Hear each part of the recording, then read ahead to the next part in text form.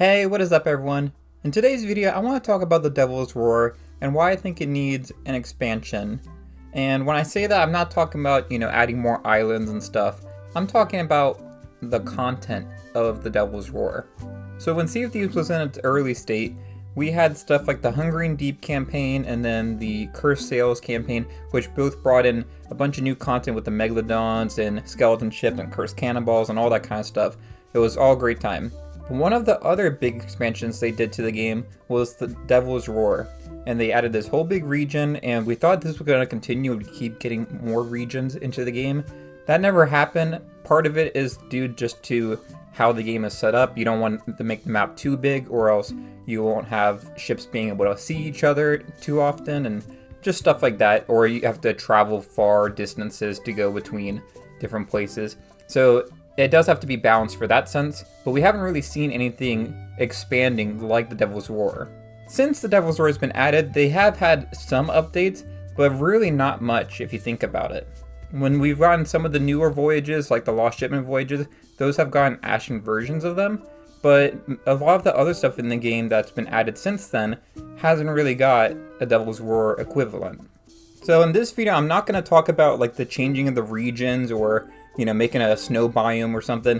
I talked about that in another video, talking about region locking and how I think that could work with the limitations of the game. So I'll leave that linked if you want to check that out. In this video, I really want to focus on what are you actually doing in the Devil's Roar and how I think it should be updated. So to start off, let me talk about what I think the Devil's Roar should be for. So in Sea of Thieves, we have 4 main regions. 3 that you're used to with the Shores of Plenty, the Wilds, the Ancient Isles. Those are kind of your main Sea of Thieves regions that you can spawn in. You'll find players just sailing around, beginner level all the way to expert, and it's all great. You can basically do everything you want in the game in those regions. When we look at the Devil's Roar though, I think that should really be tailored to the expert level players. And when I say that, I'm not talking about, people that can double gun like crazy or amazing PvP or whatever. I'm just meaning the more experienced players that understand the mechanics of the game, know how to properly repair their ship or navigate their ship, know how to find treasure easily, know how to just do a lot of the core mechanics of the game. If you look at it from that focus, then we can really make the Devil's Roar a lot more interesting and more viable to older players, which I think is a great way to do natural progression in the game. Because what you don't want to do is say, okay, you have to be level 75 in 3 of the trading companies to access the Devil's Roar. That wouldn't be fun. But you make it challenging enough that if you're a newer player, you can go and try to do the Devil's Roar, but you might struggle a little bit more than if you were to wait after you've learned the game a bit. So right now, there's really 2 big benefits I see with the Devil's Roar in its current state. 1, you get more valuable treasure. Now, I think this could be increased. I think the treasure here is valuable, but compared to a lot of the other ways you can make money in the game, in some ways it's better just to go with those other options because they're less of a hassle.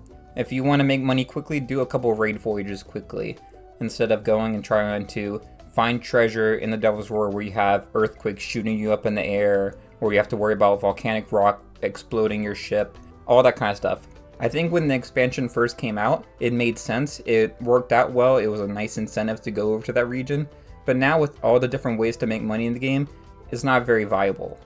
The other big benefit that I see with the Devil's Roar in its current state, but hopefully it would be fixed if they did some of these things we're going to talk about in this video, is that there's just not that many players over in that region. So if you're someone that is a Athena emissary, or you're just wanting to do something where you're not going to be dealing with other players in terms of PvP, the Devil's Roar is really the best place to be because a lot of people just don't want to go over there.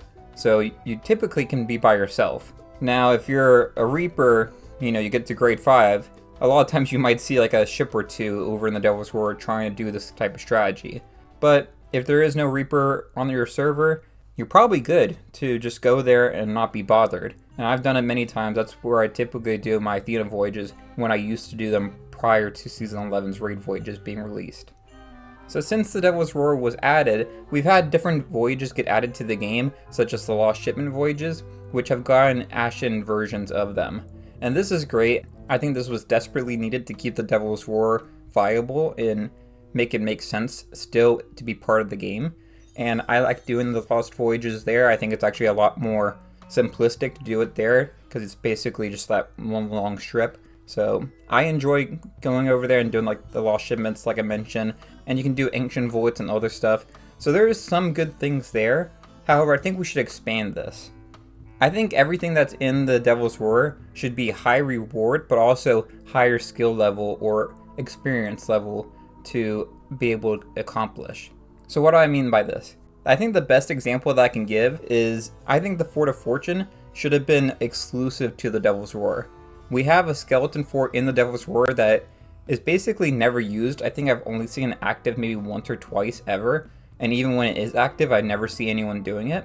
So that should have been the exclusive spot for the Fort of Fortune. And the reason I say that is it makes a lot of sense if you think about it with that Ashen Lord and everything. It really fits the theme over there well. But also, if you compare it to the regular skeleton forts, the regular skeleton forts are kind of like the normal version of that type of activity in the game. But then the Fort of Fortune is basically taking it and going to another level, making kind of like an expert level. And I think that would have been a great thing to help distinguish the Devil's Roar from their other regions in the game. Other things I would love to see them add is, let's get an Ashen Sea Fort. A sea fort that's a little bit harder to do, but gives you more reward. We could also get a Devil's Roar version of the Siren Treasuries and the Siren Shrines.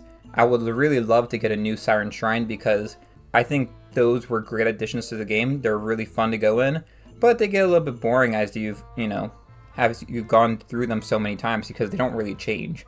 Unlike the treasuries and the sea forts that are highly repeatable, the shrines, there's some that I like to go back to a lot, and there's other ones that I just don't really go to ever again. But this would be a great opportunity for us to get one more into the game.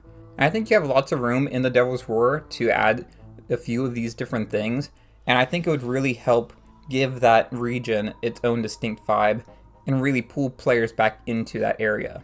For me personally, I would like to have a little bit more of a challenge with certain things like the sea forts. I've mentioned it many times on different videos. The sea forts are one of my favorite additions to the game. It's basically kind of my warm-up every time I get on now. So I would like to have something that's a little bit harder, maybe takes a little bit longer to do, but gives me more value. And then I could just keep doing that. And same with the other ones that we talked about.